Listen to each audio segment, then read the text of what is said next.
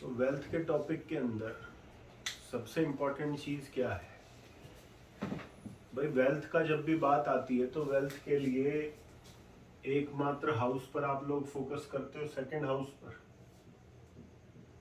और जैसा मैंने कहा कि आपको केपी एस्ट्रोलॉजी से अच्छा टूल नहीं मिलेगा किसी भी चीज की एक लिमिट कह लीजिए उसकी इंटेंसिटी को जानने के लिए, क्योंकि ये इंटेंसिटी वर्ड बड़ा इंपॉर्टेंट है कि किस इंटेंसिटी या किस लेवल तक व्यक्ति जो है वेल्थ गवर्न कर सकता है। अब क्या है कि केपी एस्ट्रोलॉजी में ये 3 हाउसेस हैं जो वेल्थ के लिए है, 2, 6, 11। और नॉर्मली आप लोग ये कहते हैं कि भाई सेकंड कस्पल सबलॉर्ड यानी कि दूसरे भाव का जो उपनक्षत्र स्वामी है वो अपने सिग्निफिकेशंस में अगर ये 3 नंबर दे रहा हो, 2, 6, 11 जैसे, तो ये व्यक्ति के पास अपार धन बताता है, अपार धन। लेकिन यहां ना मैं एक चीज को करेक्ट करूंगा कि सिर्फ सेकंड कस्पल सबलॉर्ड का 2, 6, 11 देना आपको अपार धन नहीं देगा। 2, 6, 11 बताना आपके बैंक अकाउंट की कंडीशन जरूर रिवील कर देगा। अगर आपका सेकंड सीएसएल 2, 6, 11 जैसे नंबर्स बहुत स्ट्रांगली रिवील कर रहा है तो इसका अर्थ ये है साफ साफ कि आपके बैंक अकाउंट में पैसा बना रहेगा और अच्छा खासा पैसा बना रहेगा। 2 है तब भी बना रहेगा, 6 है तब भी बना रहेगा, 11 है तब भी बना रहेगा। और जब ये तीनों ही कंबाइंड हो गए तो इसका मतलब बहुत बढ़िया पैसा आपके पास बना रहेगा। ये सेकंड कस्पल सबलॉर्ड का ये इन 3 नंबर के साथ में लिंकेज बताता है। लेकिन हम किस हाउस की बात कर रहे हैं? हम 12th हाउस की बात कर रहे हैं। अब सेकंड हाउस ने आपको वेल्थ तो दे दी और वो वेल्थ आपने जमा भी कर ली, लेकिन एक बात याद रखना कि इस दुनिया में जो सर्वाधिक धनी जो लोग बने हैं या कह लो कि जिनकी वेल्थ ने मल्टीप्लिकेशन किया है या वेल्थ जिनकी मल्टीप्लाई हुई है, तो वेल्थ मल्टीप्लिकेशन के लिए the most important house is 12th house. क्यों? मान लीजिए आपने किसी तरीके से 1 मिलियन के आसपास अपने बैंक अकाउंट में डाल दिया, यानी कि 10 लाख रुपया आपके बैंक अकाउंट में पड़ा हुआ है। अब बात क्या है, अब आज की डेट के सिनेरियो में देश काल पात्र को लगाकर देखें तो मान लीजिए आपने 10 के 10 लाख की एफडी भी करा दी, तो एफडी से आपको क्या रेट ऑफ इंटरेस्ट मिल जाएगा? 5%, 6%, कुछ इसी तरीके का रेट ऑफ इंटरेस्ट आप लेके निकलोगे। लेकिन कुछ चीजें ऐसी हैं जो नेचर में बहुत स्पेकुलेटिव हैं लेकिन रिटर्न्स बहुत अच्छा दे देंगी। हो सकता है आपने 10 लाख आज लगाया, हो सकता है 10 साल बाद आपके 2 करोड़ बन गए, 3 करोड़ बन गए, 4 करोड़ बन गए। तो ऐसे में जो वेल्थ मल्टीप्लिकेशन का हाउस है that is 12th house. So 12th कस्पल sublord जो है ये आपके वेल्थ मल्टीप्लिकेशन का कस्पल सबलॉर्ड है। और इसके पीछे रीजन क्या है कि ये आपकी इन्वेस्टमेंट्स को गवर्न करता है। कोई भी व्यक्ति जिसने अपने जीवन में अच्छा पैसा बनाया है वो एक लेवल तक पैसा बहुत अच्छा कमा सकता है, लेकिन बाद में उस वेल्थ को मल्टीप्लाई करने के लिए उसको क्या करनी पड़ेंगी? उसको इन्वेस्टमेंट्स करनी पड़ेंगी। अब वो इन्वेस्टमेंट्स कुछ बॉन्ड्स में भी करते हैं, कुछ लोग जमीन में भी करते हैं, कुछ लोग पैसे में भी करते हैं। तो जब आपका 12th कस्पल सबलॉर्ड वही नंबर दे रहा हो जो आपका बैंक अकाउंट वाले नंबर्स आ रहे थे, तो इसका मतलब यह है कि आप जहां पैसा डालोगे वहां से आपको रिटर्न आ जाएगा। तो एक बात हमेशा ध्यान रखना कि जब आप किसी की कुंडली का विवेचन कर रहे हैं और उसके वेल्थ पोटेंशियल के बारे में जान रहे हैं, तो आपको यदि ये नंबर दिख जाए 12th सीएसएल में 2, 6, 11, तो इसका मतलब बिल्कुल क्रिस्टल क्लियर है कि ये आदमी अपने जीवन में जो इन्वेस्टमेंट्स करेगा वो इन्वेस्टमेंट्स इसके लिए फ्रूटफुल रहेंगी और इसको भरपूर जो है वो धन लाभ देगी। और सबसे इंपॉर्टेंट चीज क्या है कि हमने यहाँ पर इन 3 हाउसेस को ही लिया। ऐसा नहीं है कि बाकी जो हाउसेस है वो पैसा नहीं दे रहे हैं। मान लीजिए 12th सीएसएल में यहाँ 4th आ गया, तो इसका मतलब यह है कि प्रॉपर्टी रिलेटेड चीजें जो है इसके लिए बहुत अच्छी हैं। या मान लीजिए 3rd आ गया, तो जैसे कई लोग बॉन्ड्स परचेज करते हैं, गवर्नमेंट बॉन्ड्स हो गए या कुछ कंपनी के बॉन्ड्स वगैरह वो हो गए, तो वहां पर ये नंबर्स भी आपकी हेल्प करेंगे। तो ऐसे कहीं ना कहीं 1 से लेकर 12 तक आप सीखेंगे बाद में कि 1 से लेकर 12 तक सभी नंबर्स के थ्रू आप जनरेट कर सकते हैं। लेकिन हम इसी को ही क्यों प्रमुख बोल रहे हैं? बिकॉज ये प्योरली फाइनेंस के नंबर्स हैं। इसलिए आपने देखा होगा अपने जीवन में कि कुछ लोग आप देखते हो, अरे यार उस व्यक्ति ने उस पर्टिकुलर जगह पर जमीन ली, उसने 10 लाख रुपए की जमीन ली, आज वो जमीन 2 करोड़ की है। उसने वो जमीन 20 लाख की ली, आज वो जमीन 3 करोड़ की है। तो कई दफा ये जो चीज है, ये पर्टिकुलर चीज, ये आपको कोई दूसरा हाउस गवर्न नहीं कर सकता, ये सिर्फ एक ही हाउस बताएगा, दैट इज 12th कस्पल सबलॉर्ड। एक और इंपॉर्टेंट फैक्टर है, देखिए ऐसा नहीं है जीवन में कि आप एक ही चीज पर इन्वेस्टमेंट करोगे, आपको डिफरेंट डिफरेंट अपॉर्चुनिटीज मिलेंगी। मान लीजिए हो सकता है आज आपको दिल्ली में कोई लैंड मिल रहा है देखने के लिए जहां आप इन्वेस्टमेंट करना चाह रहे हो, फिर आपको बैंगलोर में कोई लैंड दिखाई दे रहा है, फिर आपको मुंबई में कोई लैंड दिखाई दे रहा है। तो यहां पर ऐसे केस में जब आप प्रश्न कुंडली का यूज करोगे तो प्रश्न कुंडली आपके लिए बहुत अच्छा काम कर देगी। कैसे कर देगी? मान लीजिए होरारी नंबर्स के अकॉर्डिंग, होरारी नंबर क्या रहता है, मैंने बताया आपको कि भाई 1 से लेकर 249 के बीच में आप कोई भी नंबर जो है वो पिक कर लीजिए। तो मान लीजिए आपकी 3 जगहें हैं,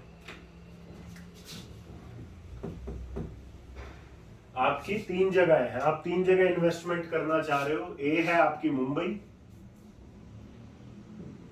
बी है आपकी हैदराबाद, सी है आपकी बैंगलोर। अब क्या है कि मान लीजिए आपने आपका जो बी को आपने नंबर दिया, वो बी में जो भी आपने होरारी नंबर दिया होगा, लेट से आपने होरारी नंबर दिया 83, तो उस टाइम का प्रश्न चार्ट आपने बनाया, प्रश्न चार्ट बना, 12 CSL में कौन से नंबर आ गए? 2 6 11 आ गए। तो ये क्या बता रहे हैं? ये बता रहे हैं आप आंख बंद करके हैदराबाद वाले ऑप्शन पे इन्वेस्टमेंट कर सकते हैं, आपको 100% फ्रूटफुल रिजल्ट मिलेंगे। और ये चीज हम पहले भी देख चुके हैं कि भले आपका डेस्टिनी आपको सपोर्ट ना कर रहा हो, लेकिन कुछ एक प्लेसेस ऐसे होते हैं जहां पर आपकी कुछ चीजें बदल जाती हैं, लॉन्गिट्यूड बदलता है, लैटिट्यूड बदलता है, तो वहां आपकी डेस्टिनी आपको सपोर्ट करने लगती है। तो अगर प्रश्न कुंडली के अंदर ऐसा कुछ निकल कर आता है तो आप बोल सकते हैं कि भाई ये चीज आपके साथ में हो रही है। अब क्योंकि हम इस सारी चीजों को, क्योंकि हम इस पूरे मसले को कर्मा अलाइनमेंट टेक्निक के साथ जोड़ रहे हैं, अभी हमारा जो एक उद्देश्य है वो कर्मा अलाइनमेंट के पैरेलली इस थ्योरी को समझना है कि अगर हम, हमारे पास केपी अपना काम कर रही है, अगर हम इसमें कर्मा अलाइनमेंट को भी यूज कर लें तो हमें कैसे रिजल्ट मिले। अब इसके बारे में थोड़ा विचार कीजिएगा, फिर आगे हम कर्मा अलाइनमेंट को हर एस्पेक्ट्स के साथ में जोड़ेंगे, करियर में जोड़ेंगे, हेल्थ में जोड़ेंगे, एजुकेशन में जोड़ेंगे, हर चीज में कर्मा अलाइनमेंट को जोड़ेंगे। तो यहां पर समझने वाली बात क्या है कि मैंने कहा कि 12th CSL 12वें घर का कस्पल सबलॉर्ड आपको 2 6 11 दे रहा है। इसका मतलब क्या है कि इन्वेस्टमेंट्स जो हैं वो आपको रिटर्न्स दे रही हैं फाइनेंस के तौर पे। अब जब हम कर्मा अलाइनमेंट की बात करते हैं तो फाइनेंस का कारक कौन है? फाइनेंस का कारक है शुक्र। अब मान लीजिए यहां चौथा घर आ गया, या चौथा घर आ गया, तो इसका मतलब क्या है कि प्रॉपर्टी में इन्वेस्टमेंट कर सकते हैं। और आपकी कुंडली में अगर ये योग बना हुआ है शुक्र और मंगल का, ये क्या बताता है? मंगल भूमि है, शुक्र पैसा है, भूमि से व्यक्ति को पैसा मिलेगा। ये क्लियर है? ठीक है। अब मान लीजिए यहां चौथा नहीं है, यहां चौथा नहीं है, यहां पे शुक्र और राहु है। तो राहु क्या है? फॉरेन कंट्री है। शुक्र क्या है? पैसा है। तो पैसा थ्रू फॉरेन कंट्री। और यहां पर आपका 12th CSL क्या बता रहा है? 12th CSL बता रहा है कि 12वें घर की चीजों के द्वारा आपको धन लाभ होगा। तो ये चीज यहां प्रूव हो जाती है। और सबसे बड़ी चीज क्या है कि जब आप यहां पर कर्मा अलाइनमेंट को अप्लाई करोगे ना, तो कहीं ना कहीं आपकी जो चीजें हैं ना वो बहुत हद तक सेग्रीगेट हो जाएंगी। सेग्रीगेट किस आधार पर होंगी? जैसे मान लीजिए आपकी कुंडली में एक कॉम्बिनेशन बनता है शुक्र राहु, एक कॉम्बिनेशन बनता है शुक्र केतु। अब मान लीजिए 2 लोग हैं, पर्सन ए, पर्सन बी, एक आदमी शुक्र राहु लेकर बैठा है, एक आदमी शुक्र केतु लेकर बैठा है, और दोनों की कुंडली में जो 12th CSL है, 12वें घर का जो उपनक्षत्र स्वामी है, वो 2 6 11 दे रहा है। तो यहां पर कर्मा अलाइनमेंट जितनी हेल्प आपकी कोई नहीं कर पाएगा। एक तरफ केपी एस्ट्रोलॉजी आपको साफ साफ कह रही है इन्वेस्टमेंट कर लीजिए, और कर्मा अलाइनमेंट आपको क्या कह रही है? शुक्र राहु, राहु क्या है? बड़ा, शुक्र क्या है? धन। तो मान लीजिए ये आदमी कह रहा भाई मुझे फिक्स डिपॉजिट करना है, तो हम क्या कहेंगे, भाई फिक्स डिपॉजिट जो है बड़ा करो, एक अच्छे अमाउंट का फिक्स डिपॉजिट करो। और शुक्र केतु वाले के लिए हम क्या कहेंगे, छोटा छोटा, तोड़ तोड़ के। और शुक्र केतु के लिए हम ये भी कहते हैं कि अगर आपको बैंक अकाउंट भी मेंटेन करने हैं तो आप मल्टीपल बैंक अकाउंट्स मेंटेन कीजिए। ऐसी कुछ टिप्स मैं आप लोगों को दूंगा कि जब शुक्र केतु की आपने प्रॉपर अलाइनमेंट करनी है तो आप मल्टीपल बैंक अकाउंट्स खोलकर कीजिएगा। फॉर एग्जाम्पल मान लीजिए आपके पास 10 लाख रुपए रखे हुए हैं और आप उनको शुक्र केतु के हिसाब से यूज करना चाह रहे हैं, तो केतु छोटा है और केतु ब्लॉकेज भी है। अगर वो सारा पैसा आपने एक ही जगह रखा है तो वो ब्लॉक हो जाएगा या किसी ना किसी तरीके से प्रॉब्लम में आ जाएगा। इसलिए आप क्या कीजिए, आप 3 बैंक अकाउंट खोलिए, उसमें 3-3 लाख करके या 3.25-3 लाख करके उसको डाल दीजिए। आपका शुक्र केतु भी सेटिस्फाई हो जाएगा, आपका 12 CSL जो 2611 दे रहा है वो भी सेटिस्फाई हो जाएगा। और ये तो चलो सिर्फ 12th हाउस की हमने मॉनिटरी बेसिस पर बात की है। अभी 12th हाउस की हमने सिर्फ मॉनिटरी बेसिस पर बात की है। अभी तो कम से कम हम ऐसे 10 या 15 आपकी लाइफ की मेजर चीजें जो हैं वो ढूंढ सकते हैं कि 12th हाउस कितना कारगर है चीजों के अंदर। और खासकर केपी एस्ट्रोलॉजी ये बताती है कि क्यों इसका जो महत्व है आपके जीवन में इतना ज्यादा है। जैसे मान लीजिए आपके पास कई सारे केसेस आते हैं, लॉस्ट एंड फाउंड के होते हैं, लॉस्ट एंड फाउंड के, खोया पाया जिसको आप बोलते हैं। या एक जो सबसे इंपॉर्टेंट चीज है आज की डेट में, मिसिंग पर्सन, है ना। तो 12th CSL मिसिंग पर्सन के बारे में सबसे बेस्ट बताता है। क्या बताता है कि मान लीजिए कोई व्यक्ति चला गया, घर छोड़ के चला गया, आपके पास प्रश्न आया, आपने प्रश्न बनाया, तो अब आप क्या करिए, आप सीधे 12th CSL खोल दीजिए।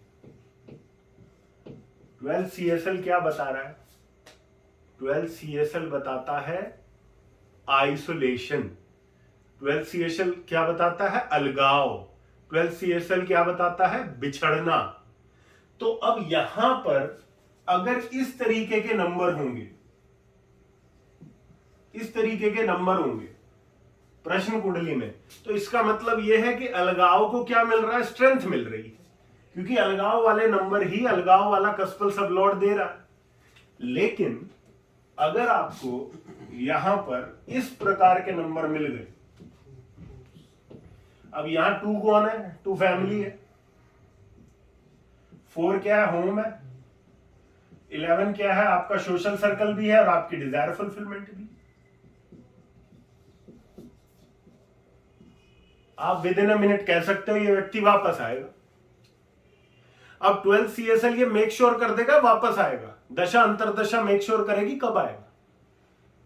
इसलिए इस हाउस का प्रश्न कुंडली के अंदर 100% आपको यूज मिलेगा। आदमी जेल जाएगा नहीं जाएगा, कब जाएगा, तो प्रश्न कुंडली को जब आप स्टडी करोगे तब सबसे ज्यादा आपको 3 हाउसेस स्टडी करने को मिलेंगे। 12th CSL बहुत केसेस में मिलेगा, मिसिंग में मिलेगा, इन्वेस्टमेंट में मिलेगा, फॉरेन लैंड में मिलेगा। ये सब चीजों में आपका 12th CSL काम आएगा। इनफैक्ट रिसर्च वर्क में भी आएगा। ऐसे ही 8th आपके बहुत काम आएगा, क्योंकि आज की डेट में 8th हाउस की अपनी बहुत अहमियत है। 3rd हाउस बहुत आएगा।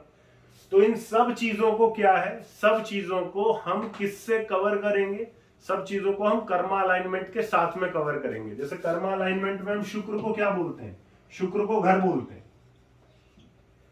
जीव कौन है, जुपिटर है। जब ये चीज रिफ्लेक्ट हो रही हो तो उस टाइम पर अगर जुपिटर वीनस का बहुत अच्छा संबंध बना हुआ है, सन के साथ बना हुआ है, बिकॉज सन फैमिली है, वीनस घर है, जुपिटर जीव है, तो जुपिटर सन वीनस क्या है कि Jiva will return to home and return to family. तो ये चीजें जो है ये हम कर्मा अलाइनमेंट के साथ में इसको करेंगे और हर कस्पल सबलॉर्ड को स्टडी करेंगे। ये रिलेशन जो है ट्रांजिट में देखना है, ट्रांजिट में नहीं देखना, क्योंकि जो प्रश्न कुंडली है वो आपका ऑलरेडी ट्रांजिट चार्ट ही है ना। भाई आपने मेरे से कोई प्रश्न किया तो मैं अभी के अभी की जो कुंडली लगाऊंगा, जो अभी के समय का जो स्थिति वो करूंगा ग्रहों की, वो ऑलरेडी एक ट्रांजिट कुंडली है। इनफैक्ट प्रश्न कुंडली कुछ नहीं है, प्रश्न कुंडली ट्रांजिट कुंडली ही है। प्रश्न कुंडली का मतलब ही गोचर कुंडली है, ये समझ लीजिए। तो गोचर कह लो या प्रश्न कुंडली कह लो, बात लगभग बराबर होती है।